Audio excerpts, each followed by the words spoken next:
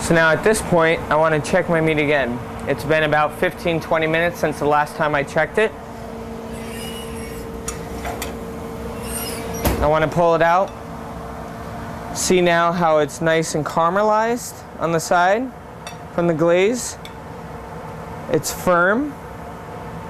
That's exactly what I was looking for. So now I'm going to take this, put it onto my surface, and I want to let it cool for about 5 to 10 minutes, just so you are able to touch it with your hands without burning yourself. Let it cool. It doesn't have to be a piping hot dish. It's going over a salad, and if it is too hot, it could wilt the greens and not, make your salad not look too presentable.